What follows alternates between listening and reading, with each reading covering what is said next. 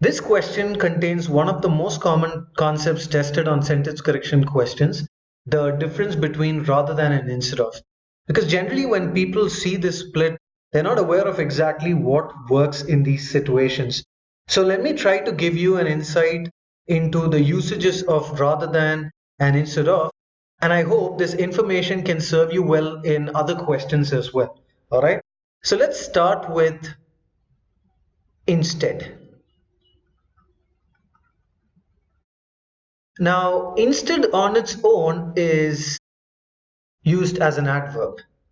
So for example, I can say he was supposed to work today,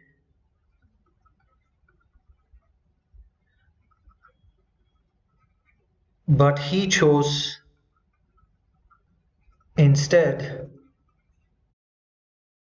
to rest. So over here, this is acting as a modifier, an adverbial modifier for what he chose. He chose instead to rest. Now, when you use instead of, that acts as a preposition. Now, remember one important rule. Prepositions are always supposed to be followed by nouns. So the object of the preposition is always a noun. So how do we use instead of? They served us tea instead of coffee.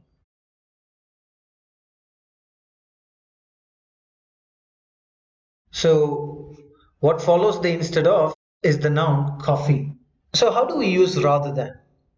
Well, the thing about rather than is rather than can be used as a conjunction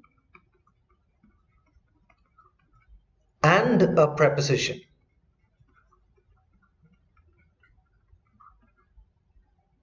So depending on what the rather than is connecting, it'll act as a conjunction or a preposition. So for example, if I say rather than watch the movie, he slept. So in this case, the rather than is connecting these actions, these clauses. Rather than watch the movie, he slept. So in this case, rather than is acting as a conjunction. But how do we use this as a preposition? This is the case in which the rather than is interchangeable with instead of. So we can say the same thing. They served us tea rather than coffee. So once again, because we're using this as a preposition, this is followed by a noun. So as I said before, in this case, the instead of and rather than are pretty much interchangeable. But in the usage as a conjunction, obviously in this case, you can't say instead of watch the movie, he slept. This would not work. So let's take these rules back to the question and see what we can work with. So as I said, rather than can work as a conjunction or a preposition. So in this case, we have rather than ignore, the analyst should recognize. So here we're connecting two clauses. This can work. A can work. So we can keep A. Now in this case, we have ignoring. Now ignore is a verb, but ignoring is the present participle form being used as a gerund. Now we know what a gerund is, right? It's a noun. So in this case, the rather than is followed by a preposition. So this is the conjunction usage. This is the preposition usage. They both can work. So we can keep B as well. And here instead of, well, I told you before that instead of can only be used as a preposition, and the word instead alone is an adverb. But here it's a preposition and it's followed by a noun instead of a company. But if you see the logic, instead of a company, analyst should do this. What does it even mean? So instead of is not supposed to connect this particular noun to that clause. It doesn't make any sense at all. So C is out. Now we can see that instead of is actually followed by the verb ignore.